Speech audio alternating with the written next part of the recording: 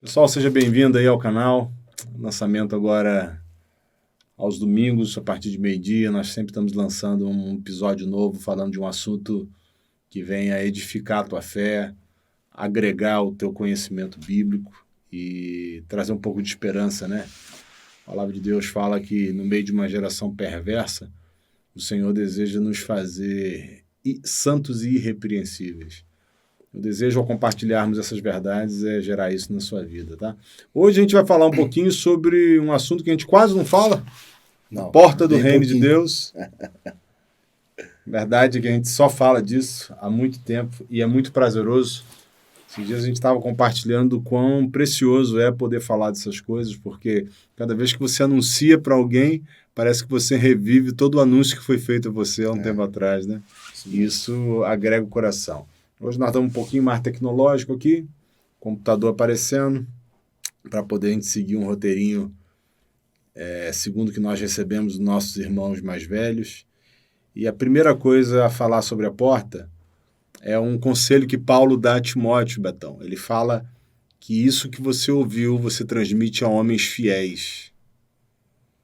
Qual é a importância disso, de transmitir a homens fiéis?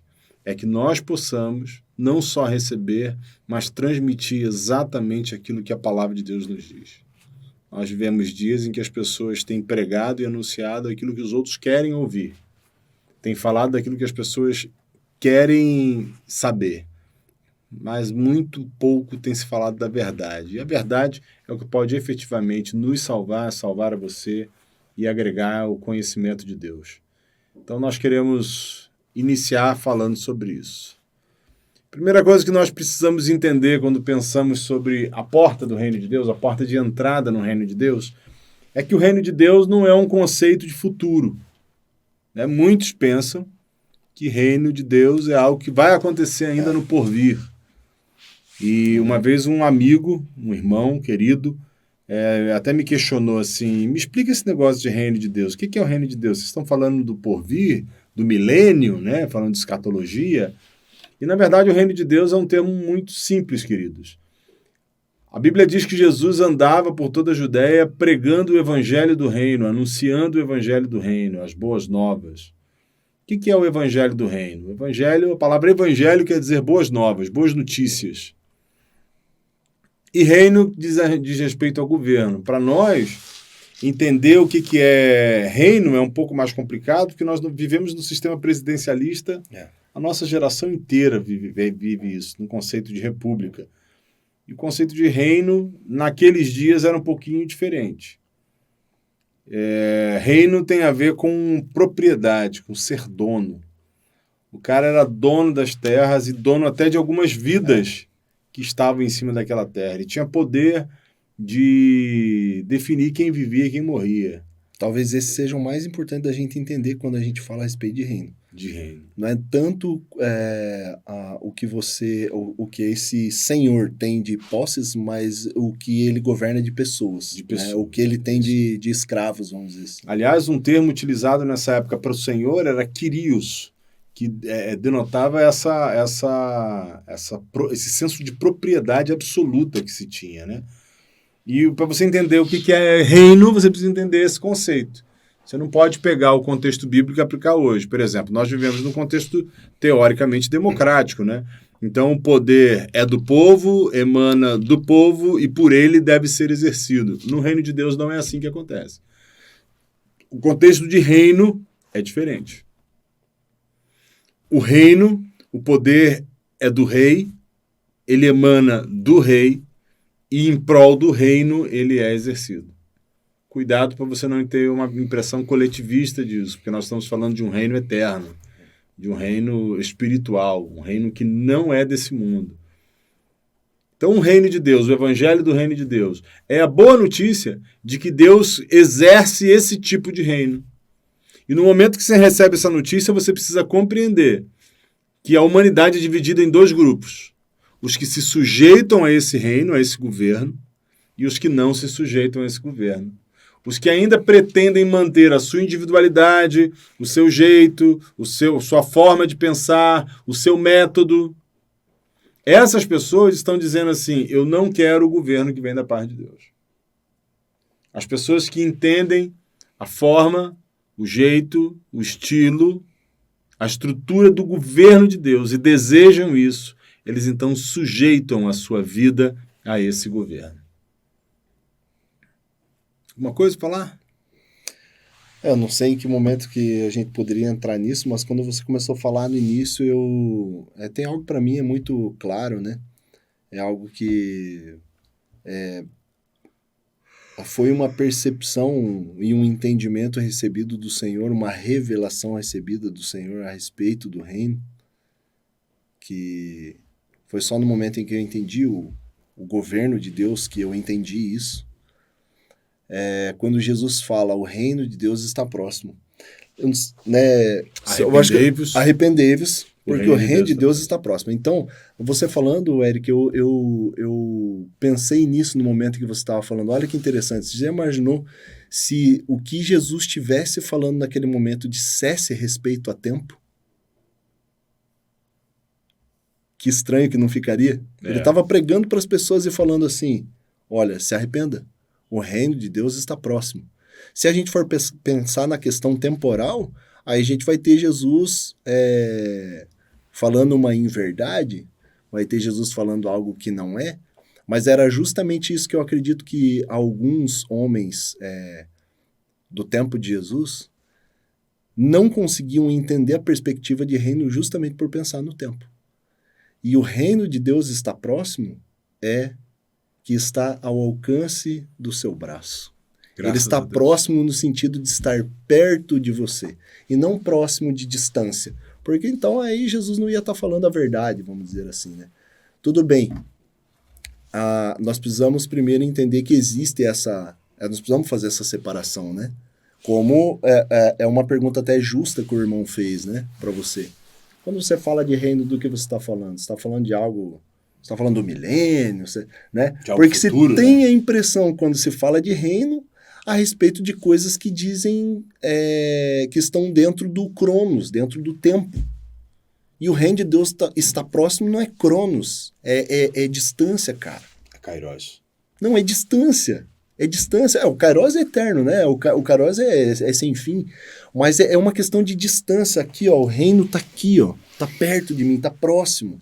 O que Jesus estava anunciando era isso, que o reino do Senhor, o reino dos céus, estava próximo, estava perto das pessoas. Eu digo que ele é kairos, eu digo que ele é kairos porque o kairos ele dá essa noção do momento, né? O conceito de tempo por kairos é o momento exato em que as coisas acontecem. Exato. Então, quando Jesus fala o reino de Deus está próximo, ele está dizendo também assim, o reino de Deus é agora. É agora. É tua decisão. Tu tá sozinho com Deus agora e tu tem que tomar uma decisão a partir desse momento. Mudem a forma de pensar de vocês. O reino de Deus não está distante. O reino de Deus não vai vir ainda. O reino de Deus chegou. É agora.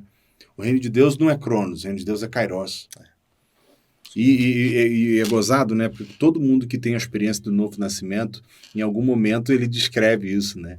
A sensação é que Deus abstrai você do Cronos e tu começa, ao longo do seu dia, ao longo da sua vida, ainda que trabalhando e fazendo coisas como qualquer outra pessoa, você começa a ter uma perspectiva eterna em tudo que você faz.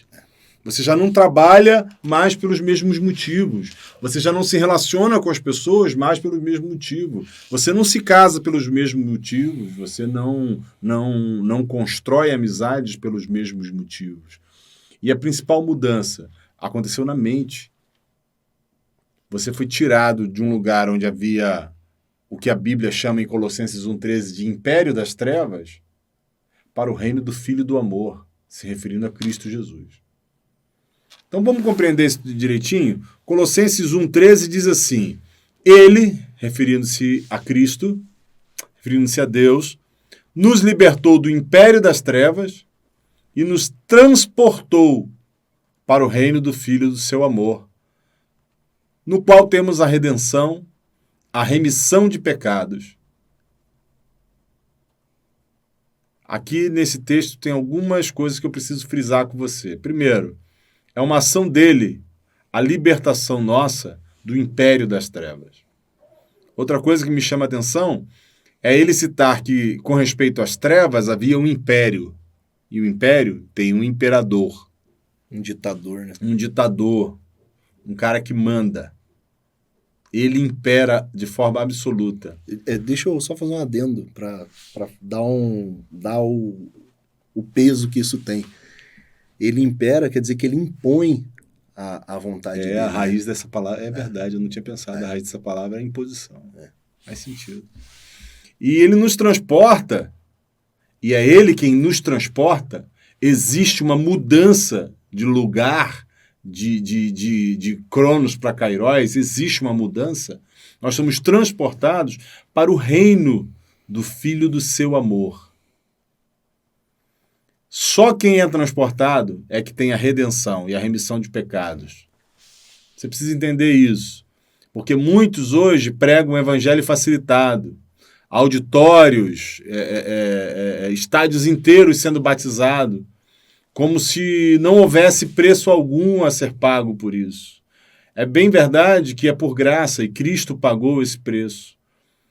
Mas custa tudo, segundo Jesus. Jesus diz em Lucas 14 que aquele que não renuncia a tudo quanto tem não pode ser discípulo.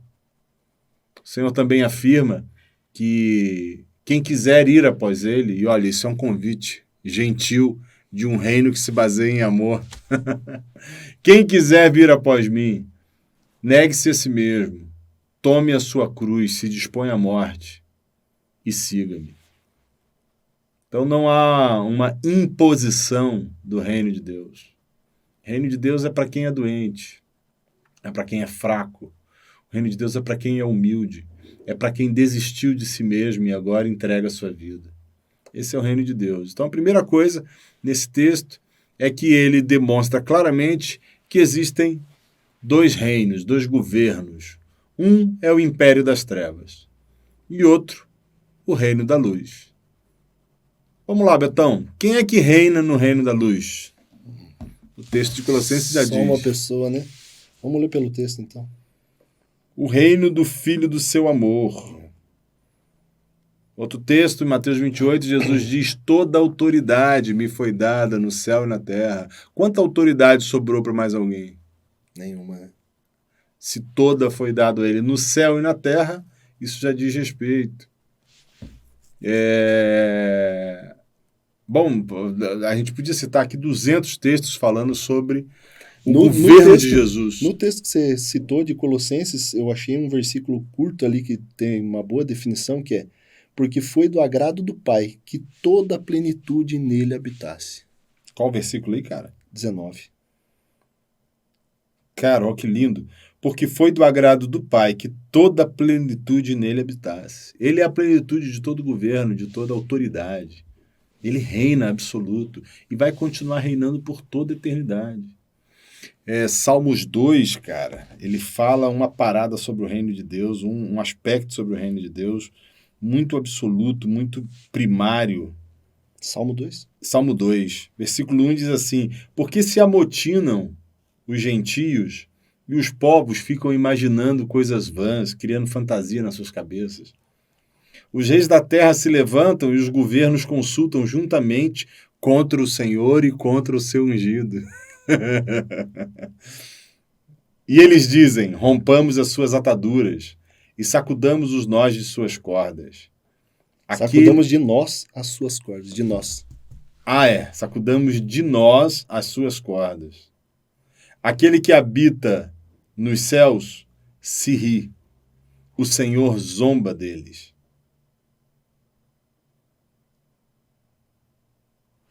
Esse é o reino de Jesus, amados. Ele diz, ele fala, ele governa, é ele que pensa, é ele que determina, é ele que faz a forma como as coisas devem acontecer. E a nossa alegria ao sermos transportados para esse reino, porque fomos conquistados por amor, é repetir aquilo que ele faz. Hoje eu estava conversando com o irmão e notando, um coração sujeito não precisa de uma ordem. Tira esse óculos, é uma ordem direta. Mas um coração sujeito não precisa disso. O coração sujeito reage assim: puxa, eu gostaria que você tivesse sem óculos. Na mesma hora eu tiro. Meu coração não depende mais de uma ordem ou de uma ameaça para obedecer. A inclinação do meu coração é me entregar a uma obediência completa, porque a base dessa relação não é o mando, mas é o amor. Porque ele me amou, porque ele ofereceu a vida dele por mim, e nisso ele é um rei diferenciado, tá? Nem Saladino, nem Baduíno de Jerusalém, nem nenhum rei dessa existência deu a sua vida para salvar os seus súditos. O apóstolo Paulo chega a dizer, talvez por um homem justo, alguém até se anime a morrer. Mas o amor de Deus está em que nós ainda éramos inimigos quando ele ofereceu a nossa vida. É um pouco pior. Se eu fosse um súdito leal, servil, talvez valesse a pena morrer. Mas eu era inimigo dele quando ele deu a vida dele. E agora esse amor que foi plantado dentro de mim, essa semente que entrou e que frutificou dentro do meu coração, me leva a servi-lo, a dar a minha vida por ele, a oferecer toda a minha vida em amor por ele. Então já não é só uma questão de simples obediência a uma ordem. O mero olhar dele para mim já diz a direção para a qual eu devo ir.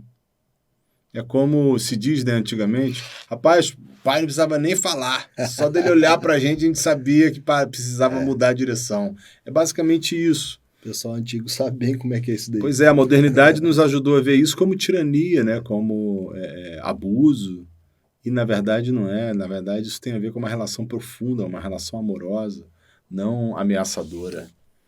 Esse é o reino de Jesus. Bom, vimos que Jesus reina no reino de Deus. Eu quero falar também da linguagem. A linguagem do reino de Deus, segundo a palavra, é o louvor, é a adoração, é a gratidão, é o contentamento, né? A Bíblia diz que Deus habita junto com o quebrantado de coração e com o contrito de espírito.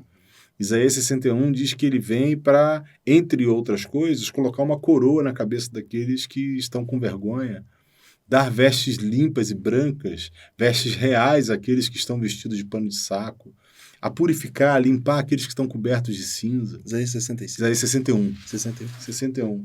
Então esse é o reino do Senhor, que transborda de alegria, de gozo, de prazer, e que não só faz isso, como também chama. Se eu não me engano, a partir do versículo 6, ele diz, já se referindo a nós, a profecia, que nós seríamos aqueles que restaurariam as cidades antigamente assoladas, que reconstruiriam as nações destruídas, refaríamos os caminhos que tornam a nação habitável, e que por onde nós passássemos, nós seríamos carvalhos de justiça, seríamos a entrada para as pessoas, seríamos a plantação do Senhor, conhecidos como sacerdotes de Deus dessa terra. Esse é o reino da luz. A linguagem desse reino é a linguagem da gratidão, do contentamento, do louvor. Nesse reino também há uma atmosfera, um oxigênio específico. E o oxigênio desse reino é o amor. É onde eu ofereço a minha vida. O eixo da vida é eu oferecer a mim mesmo. Nunca exigir. Nunca tomar para mim o direito, mas repartir aquilo que foi me dado como direito. Bom, falamos do reino da luz. Vamos falar um pouquinho do reino das trevas, do império das trevas agora? Quem é que reina no império das trevas? O que vocês acham aí? Bota aí nos comentários o que você pensa sobre isso. Eu gostaria de ver pessoas comentando, hein? Põe aqui nos comentários aqui embaixo aí. Normalmente, o senso comum vai falar que quem manda no império das trevas é o diabo, é Satanás, o Rassatã, e por aí vai, tantos nomes que quiseram inventar. Mas existe um engano muito forte nesse negócio. O diabo não tem um reino. O diabo não manda em lugar nenhum. A Bíblia diz que o Senhor tirou a chave da vida e da morte da mão dele. Nem o Hades, o lugar de tormento, foi deixado para ele. Jesus diz que toda a autoridade foi dada a ele no céu e na terra. Sabe o que isso quer dizer? Que não é ele que manda no império das trevas. O império das trevas acontece, a você que está nos ouvindo aí, quando eu e você governamos a nossa vida. Sabe quem é o imperador das trevas? Põe o seu nome aí na resposta, por favor. Quando nós fazemos do nosso jeito, quando nós andamos da nossa forma, quando nós queremos evidenciar a nossa imagem ou nossas ideias, nesse momento nós nos tornamos um imperador das trevas. É bem verdade que a palavra fala que o príncipe desse século cegou o entendimento das pessoas para que, ouvindo, elas não possam crer. Mas isso não dá a ele autoridade.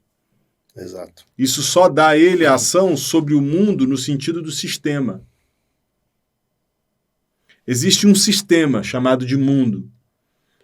E o mundo que a Bíblia fala, inclusive nos orientando a não amar o mundo, é um sistema de valores que visa afastar o homem de Deus. Quem é que implanta, quem é que vende esses valores para o homem? É o Satanás, realmente. Ele inspira isso. Mas nele não há poder de mando. Ele engoda, né? Ele engana. Ele... A não ser que você acredite. E aí, a Bíblia diz em Ezequiel que ele elevou o seu trono para ficar igual ao Altíssimo. E aí ele foi expulso do céu, então se torna o diabo, o maligno, começa a trabalhar para destruir aquilo que Deus havia criado, porque ele não é inimigo de Deus, ele não pode enfrentar a Deus. Ele começa a trabalhar para destruir aquilo que Deus amava e havia criado. Ele é inimigo de quem? Ele é nosso inimigo, segundo o que a palavra em 1 Pedro diz, né? Ele não é inimigo de Deus, ele é seu inimigo. Olha só, Pedro fala isso, João fala isso, quem mais que fala? Pedro e João é certeza que fala, eu não vou talvez lembrar agora, Tiago fale também, assim, ó, o vosso adversário, o vosso inimigo. Então nós precisamos entender que ele não tem um império, mas ele queria ter um reino ali paralelo ao de Jesus. E parece que os cristãos modernos deram a ele tudo que ele sonhou, um reino paralelo. Ele queria ter um trono igual ao Altíssimo, aí as pessoas deram a ele. Inventaram uma hierarquia de demônios, colocaram uma estrutura da maldade e se especializam em conhecer essa estrutura. Mas a verdade bíblica é que o Senhor Jesus governa sobre todas as coisas. Ele reina sobre tudo. Ele é o Filho primogênito. E ele nos leva agora com ele a ser co-herdeiros com Deus, sentado à direita de Deus com ele. E, inclusive, ordenarmos libertação para os que estão cativos. A forma de Satanás tornar as pessoas cativas é um jogo mental. E assim, ele incentiva a pessoa fazendo sua própria vontade ser enganado cada vez mais até que seja totalmente preso.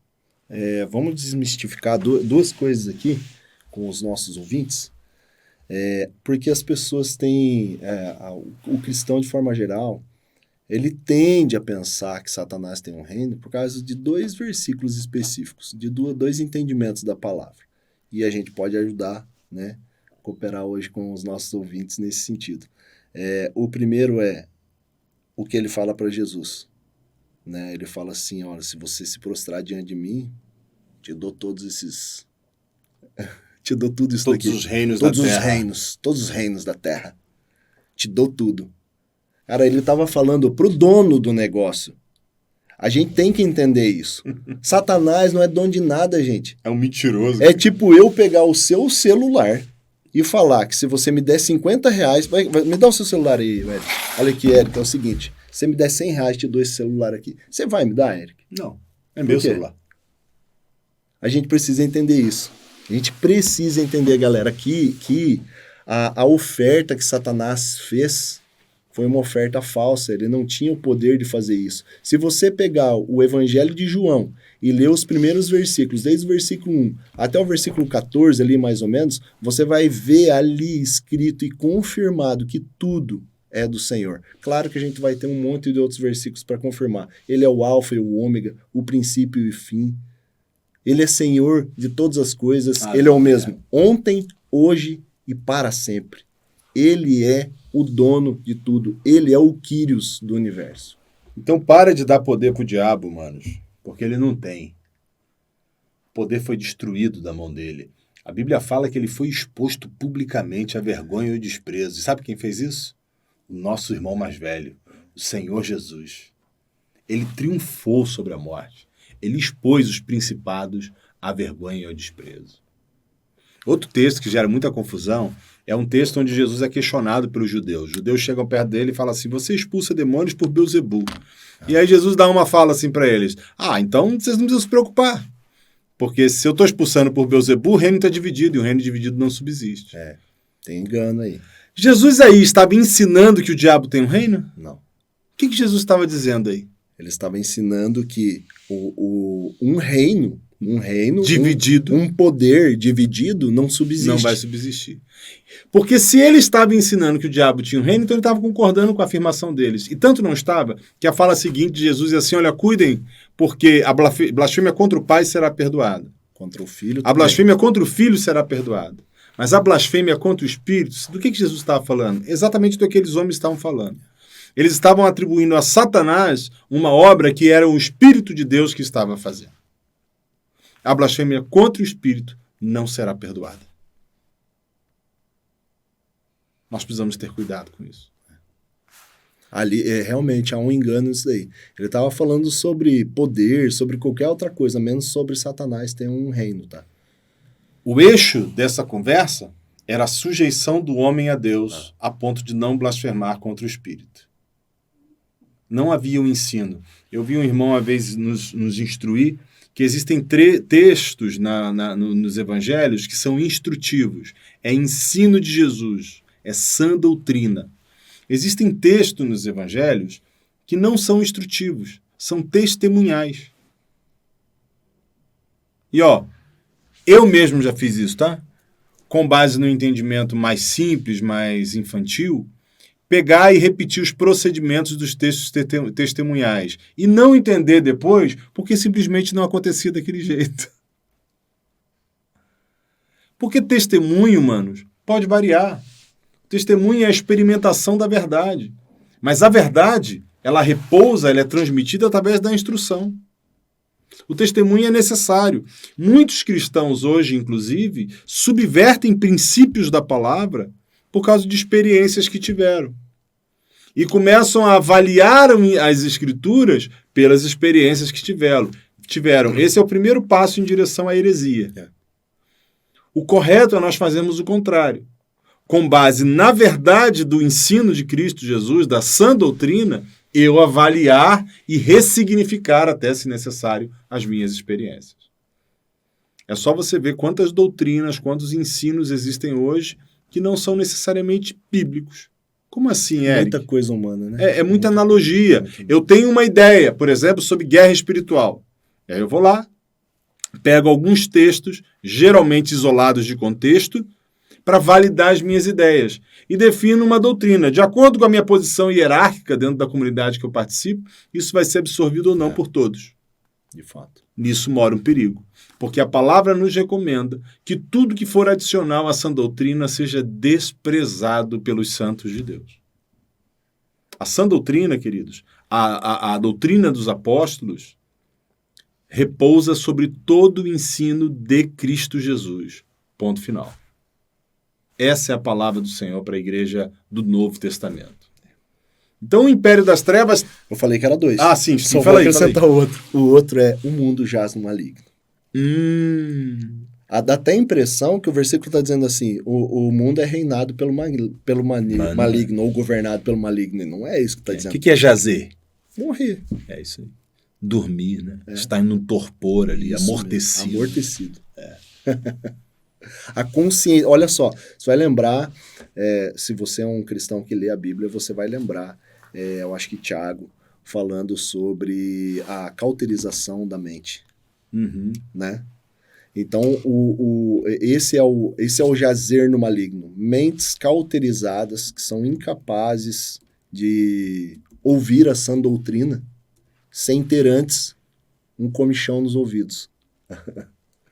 E no fim isso vai se agravar mais, né? Ou o comichão nos ouvidos, ou a mente está tão endurecida, está tão dura, está tão cauterizada, ela não consegue compreender o poder do Evangelho, o poder das Escrituras, né? E aí coloca um poder na mão do diabo que ele não tem, né? Não estamos aqui...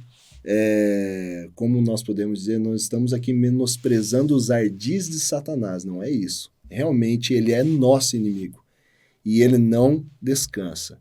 Ele está 24 horas por dia mesmo, é o que nós temos a impressão, apesar de não ter não ser citado dessa forma, né, na palavra, 24 horas por dia, mas a gente entende quando lê o texto que ele está o tempo todo, né, bramando como leão, né? Até nisso, fosse, né? Como se fosse o leão, até nisso ele consegue ser falso, né? Bramando como um leão buscando a quem tragar. Ou seja, a gente tem um inimigo que luta mesmo contra nós. Nós temos muitas tribulações, dificuldades que são fruto, né?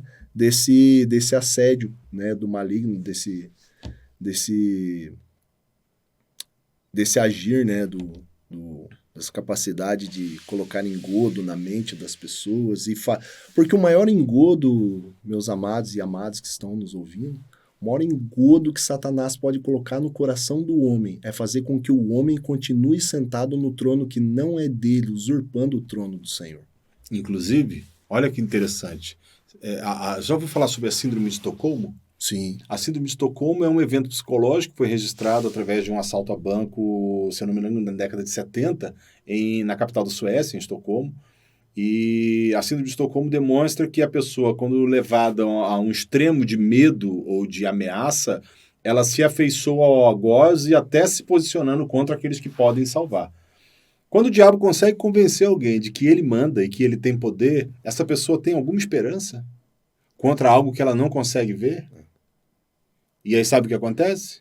Ela se afeiçoa ao seu algoz e se posiciona contra Deus. Se nós estivermos errado, tá? O Couto falou aqui de um assalto a banco, eu tenho a impressão que seja numa Olimpíada, cara. Uma Olimpíada onde os atletas ficaram reféns. Isso foi em Munique. Foi em Munique? Em Munique, que inclusive eles mataram alguns israelitas e tal. Foi em Munique. Então foi um assalto a banco?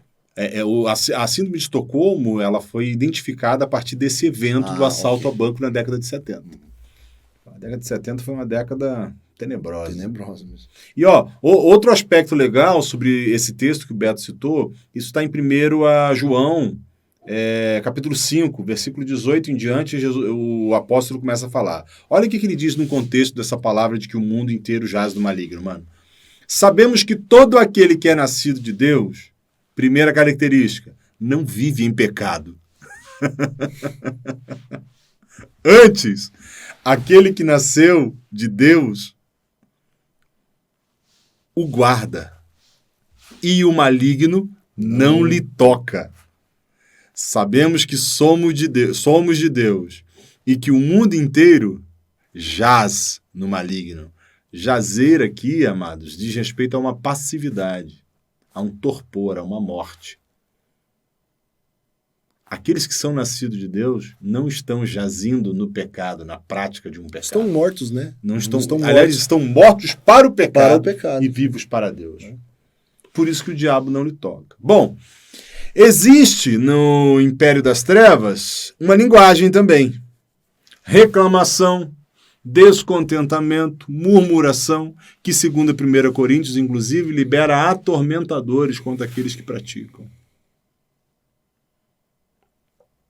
A estrutura de fé que você mantém em sua mente pode liberar contra você tormento, atormentadores. Essa é a linguagem do Império das Trevas. Nunca estou satisfeito. Olha como Satanás plantou no coração de Eva a desconfiança. A torpe ganância. O desejo desenfreado. A gente vai achar tanta palavra... Cara, esses dias eu estava pensando nisso. A gente vai achar tanta palavra no Novo Testamento a respeito daquele sentimento que Eva teve lá atrás que desgraçou a humanidade. Você não pode comer dessa árvore? Não, no dia que nós comermos, nós vamos morrer. Vocês não vão morrer. Vocês vão se tornar como ele. O que ele disse aí? Ele mentiu para vocês. Ele está querendo se proteger. Toda desconfiança ou suspeita que você mantém no seu coração contra aqueles que Deus instituiu como suas autoridades não é do Espírito Santo que vem. O primeiro que fez isso foi Satanás. Todo sentimento, todo pensamento que trabalha contra a humildade e a sujeição de um filho de Deus aos seus irmãos não é do coração de Deus que vem isso. Ah, que bom você falar isso, viu, Eric? Que bom você falar isso. Seus irmãos. Quando você falou autoridade, você que está aí ouvindo a gente, não vai lá pensar lá no pastor, no presbítero. Numa hierarquia, né? Na hierarquia, no líder regional, não sei o que pode ter, assim, no meio, né, da hierarquia ali, até que chega no vice-deus ali, não vai pensando nisso daí, não. A maior autoridade você tem do teu lado é essa pessoa que está aí do teu lado. É o teu irmão. É o teu irmão. É a pessoa que você convive todo dia. Ele tem plena autoridade sobre a sua vida porque você é menor do que ele. Segundo a palavra, é a nossa primeira esfera de sujeição. Sujeitai-vos uns aos outros no temor de Deus. É a primeira esfera de autoridade. Se eu for bom nessa prática, eu não vou ter dificuldade com nenhuma outra mais. É tremendo isso, né? Então, ó, a primeira coisa que existe, né, no Império das Trevas, a nível de linguagem, é essa murmuração, é esse descontentamento, é esse desejo de ser reconhecido, de estar em destaque, de ter o seu nomezinho ali nos anais da história, né? Isso está lá na linguagem. E o oxigênio do Império das Trevas? O oxigênio do Império das Trevas é farinha pouca, meu pirão primeiro. Eu. Autossuprimento, autoproteção, autossatisfação. Esse é o oxigênio. Eu preciso me suprir. Eu uso as pessoas para isso. Não, mas eu estou aqui falando em público, pregando o evangelho, mas eu estou lá em cima usando as pessoas para me sentir superior, para me validar, para resolver os meus traumas pessoais. O nome disso, amados, é Império das Trevas. Eu primeiro. Sempre. Eu no centro. É isso aí. E quem governa? Eu. O eu humano governa nesse lugar. Bom, vamos falar de algumas coisas, além disso, que existe no Império das Trevas? Você fala, cara, eu vou ter que fazer um adendo na tua fala. Eu estava conversando com um amigo meu. Um abraço para você, Guigo. Eu espero que você esteja assistindo o vídeo. Mandando um abraço para você, para toda a galera que está ao seu redor, sua família. Tava conversando com ele esses dias e falei assim, cara, eu descobri um cara que é pior que o capeta, cara. Pior que o diabo, mano. Pensa que o diabo tem que fazer aula com esse cara pra conseguir... Um nível de malignidade. Um nível de malignidade. Ele me olhou com uma cara estranha, falou, sério, mas como assim? Falei, eu, cara. O eu é pior do que o diabo. É mais poderoso do que ele. O diabo precisou convencer Eva, precisou convencer aquele casal a se afastar da verdade do Deus vivo, a se rebelar contra ele, a desejar a independência do Senhor, né? Ele precisou convencer, mano.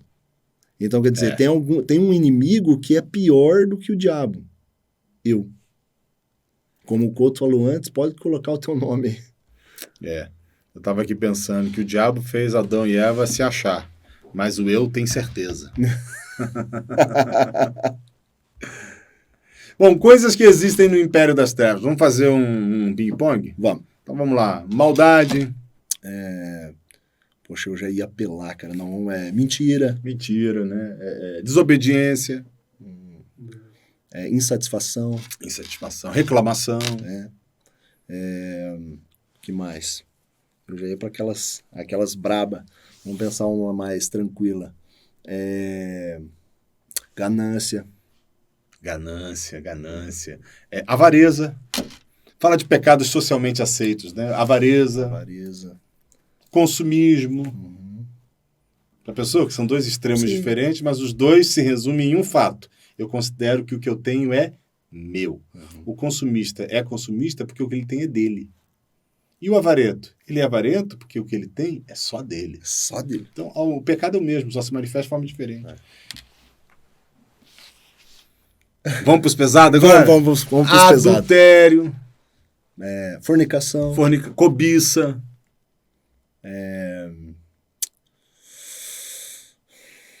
Homicídio. Maledicência. Massa que um vai puxando o outro. Vai lá. Justiça própria. Independência. Incredulidade.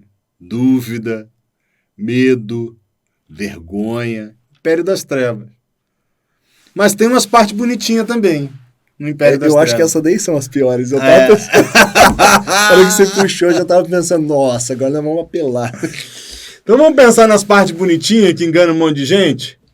Ir pra igreja. Império das Trevas. O que mais, velho?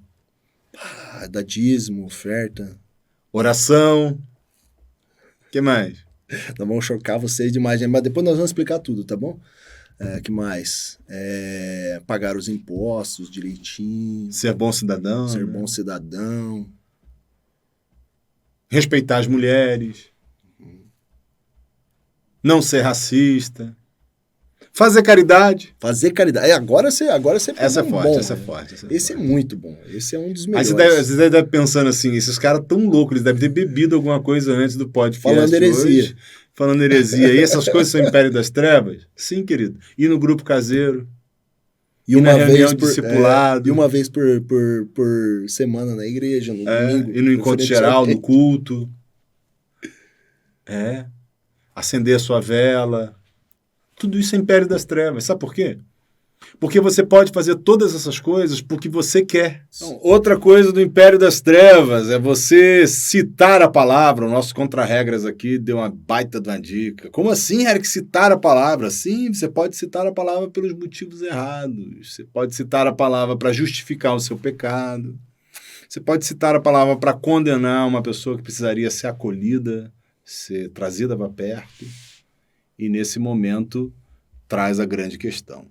Tudo que você faz em prol do seu eu, a partir da sua vontade, do seu jeito, implica no Império das Trevas. Você pode fazer até o que é certo, mas se você faz porque você quer, a glorificação será tua, no final das contas. E sabe qual é uma característica interessante sobre o Espírito de Cristo? Ele glorifica a Cristo. Olha, então eu falei de coisas que tanto incrédulos, ímpios, como pessoas crentes, discípulos, cristãos, fazem. E todas essas coisas podem ser o Império das Trevas. Dá um versículo então, Eric, dá um versículo, Beto, para justificar isso daí que vocês estão falando. Mateus 25. Jesus vai chegar, vai ouvir algumas pessoas buscando a sua própria justiça, falando assim, mas eu expulsei demônios em teu nome, eu fiz prodígios, maravilhas, profetizei, eu fiz um mundo de coisa em teu nome. E Jesus vai olhar para eles e vai falar assim, não conheço, não te conheço. Não vos conheço. Fiquem longe de mim, vocês que são cheios de direito, vocês que praticam a iniquidade. Olha as coisas que esses caras estavam fazendo, meus irmãos. Olha o que eles estavam fazendo. Nós expulsando demônio, curando, profetizando. A maioria dos cristãos hoje talvez nunca expulsou um demônio. Império das Trevas. E considera comigo uma coisa. Todas as obras, todos os feitos dos bodes, daqueles que pensavam que eram, mas na verdade não eram, se tornou para eles um direito de adquirir o céu. Exato. E nesse texto de Mateus 25, é quando Deus separa os bodes das ovelhas, ele põe as ovelhas à sua direita e os bodes à sua esquerda, e ele vai falando. E quando ele fala para os bodes, eles reagem assim, eles reagem como se tivessem o direito porque fizeram. As ovelhas, quando Jesus os convida para entrar, eles dizem assim, Senhor, quando foi que nós fizemos isso por você? Eles nem sabiam o que tinham feito. Lembra daquilo que Jesus ensina? Não saiba que a tua direita o que a esquerda fez, ou não saiba a esquerda o que a tua direita fez. Não saiba a esquerda. A esquerda é sempre o problema. Isso aí. O que a direita fez. Então, o que acontece? O que acontece é que o Senhor, nesse aspecto, está mostrando que as ovelhas não tinham nenhum direito. Elas estavam chegando diante do Senhor humilhadas, humildes, melhor dizendo, com as mãos vazias. Eles não tinham obras para apresentar. Tudo que elas fizeram, Deus tinha feito através delas, então elas sequer viam. Elas não buscaram mérito nisso. Elas não tinham mérito nesse negócio. Então o Império das Trevas, ele é sutil, porque alguém que está no centro do Império das Trevas pode estar convivendo com você, falando as mesmas coisas, repetindo alguns procedimentos, ostentando algumas posições, mas está com o seu coração perdido. É por isso que Jesus diz, se eu não me engano, em Mateus 24, eu não vou lembrar agora o endereço certo, que 2 estarão numa cama, um será deixado, outro será tomado. 2 estarão no campo, um será deixado, outro será tomado. 2 estarão no moinho, um será deixado, outro será tomado. Isso quer dizer assim, queridos, 2 estarão fazendo a mesma coisa, do mesmo jeito, mas um vai ser tomado e outro vai ser deixado. Essa é a ilusão das obras. É lógico, é óbvio, é princípio bíblico no Tiago, que a fé se revela pelas obras que eu faço. Através das minhas obras você sabe a minha fé. Mas as obras podem ser repetidas por alguém que tem fé nenhuma. Só está ali com o fim de ser visto pelos homens. Alcançar destaque. Como é que eu percebo isso? Manos, notem que as pessoas que fazem em troco de uma torpe ganância, em troco de algum benefício, elas estão sempre jogando um jogo de poder. Quem pode mais? Quem manda mais? Quem faz mais? A competição é o estilo de vida delas, é o que motiva, é o dínamos dela. Aquele que vive no reino do amor do Filho, o dínamos dele é o amor. É o quanto ele pode perder a sua vida em prol do outro. É por isso que quem está no império das trevas não vai conseguir se sujeitar verdadeiramente a ninguém. Porque ele pretende ter uma recompensa entre os homens. Tudo isso que você falou, Eric, tudo que você falou se encaixa no texto de Mateus 25. É isso mesmo. Os dois, o bode e a ovelha, os dois fizeram a mesma obra. Mas um colocou o coração e o direito naquilo. Pegou para si um direito que ele não tinha. O bode fez das obras dele o direito a herdar, como você falou. A ovelha fez por amor, cara. Fez porque aquilo era a vida dela. Aquilo alcançou ela, né? Conquistou o coração dela, como diz o Salmo. Bom, e no reino de Deus, então, Eric? Se no império das trevas existe isso, o que existe no reino da luz?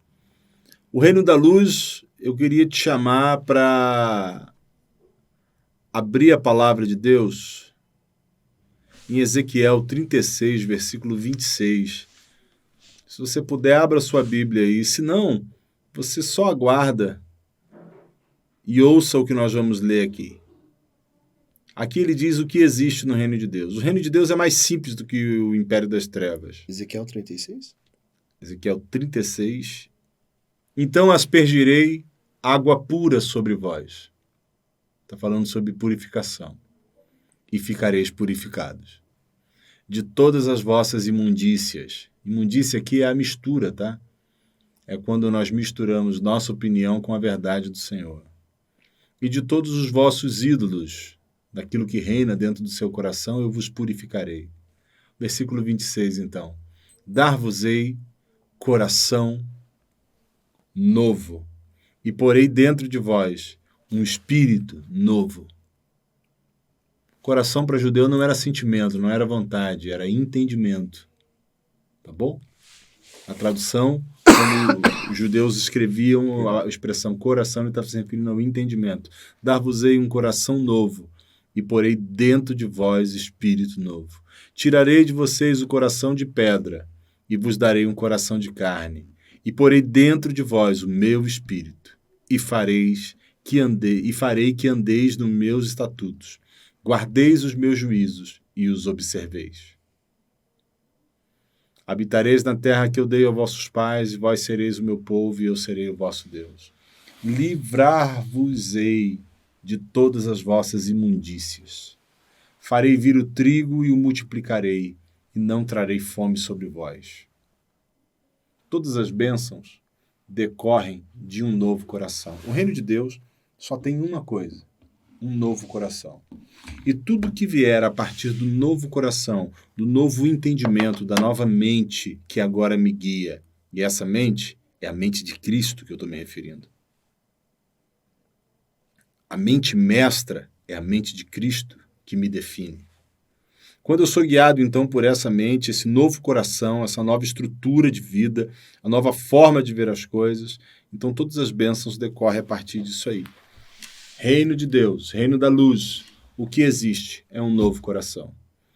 Agostinho de Hipona, ele dizia: ame as pessoas exatamente como Jesus e faça o que você quiser. Se você amar as pessoas como Jesus, você é livre para fazer o que você quiser.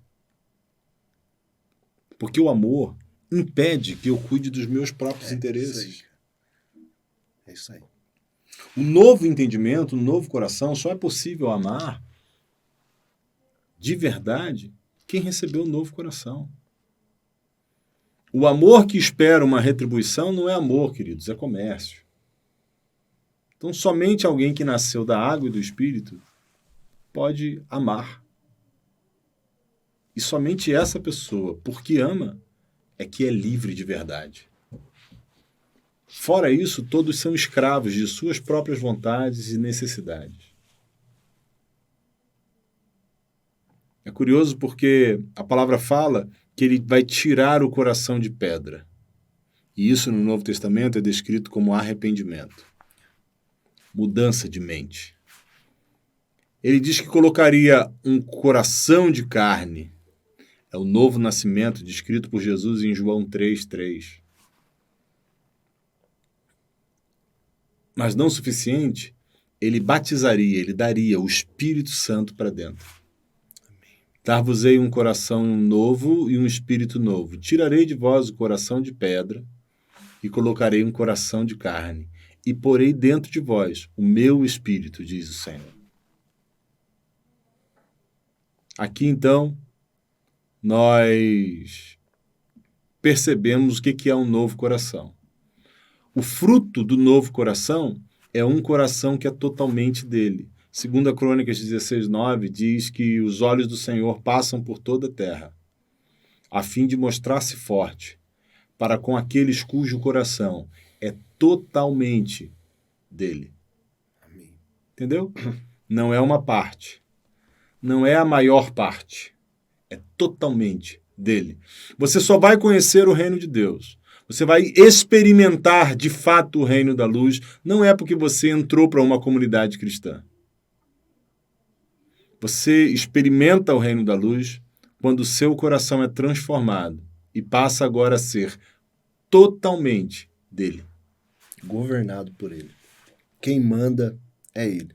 Ele é um senhor de fato. Hoje, então, falamos sobre os dois reinos e sobre as implicações de um e de outro. Próximo episódio nosso, nós vamos estar falando para vocês sobre a porta de passagem. Como é que o Senhor faz o transporte de um para o outro. Até lá. Valeu, galera. Um abraço.